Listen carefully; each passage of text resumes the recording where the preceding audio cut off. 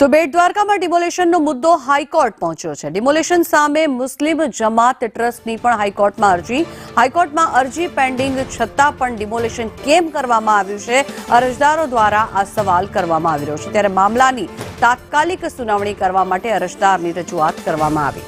20 જાન્યુઆરીએ દ્વારકા ડિમોલેશન મુદ્દે હાઈકોર્ટમાં સુનાવણી હાથ ધરાશે। વધુ માહિતી મેળવીએ સંવાદદાતા દિવ્યા આપણી સાથે જોડાઈ ગયા છે।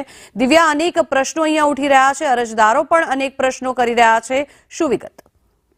જંખના બેટ દ્વારકામાં થઈ રહેલા ડિમોલેશનનો વિવાદ ગુજરાત હાઈકોર્ટમાં છેલ્લા ઘણા સમયથી હિયરિંગ છે તે ચાલી રહી છે। તે દરમિયાન કેટલાક જમીનનો જે ભાગ છે તે મોકૂફ રાખવા માટેની સૂચના જે ગુજરાત હાઈકોર્ટ દ્વારા આપવામાં આવી હતી, પરંતુ તંત્ર દ્વારા જે ગેરકાયદેસર બાંધકામ કરવામાં આવ્યા છે ત્યાં ડિમોલેશન કરવામાં આવ્યું હતું અને તેને લઈને મુસ્લિમ જમાત દ્વારા ગુજરાત હાઈકોર્ટમાં અપીલ છે તે કરવામાં આવી હતી અને રાહત માંગવામાં આવી હતી। સાથે જ એક પ્રકારની રજૂઆત કરવામાં આવી હતી કે હાઈકોર્ટમાં મામલો પેન્ડિંગ છે ત્યારે આ દરમિયાન કેવી રીતે અહીંયાથી જમીનની ગેરકાયદેસર બાંધકામ કરીને તોડવામાં આવી રહ્યું છે, જે અંગે રાજ્ય સરકારને જવાબ રજૂ કરવા માટે ગુજરાત હાઈકોર્ટે સૂચના આપી છે। 20 જાન્યુઆરીએ રાજ્ય સરકાર દ્વારા ગુજરાત હાઈકોર્ટમાં જવાબ રજૂ કરવામાં આવશે।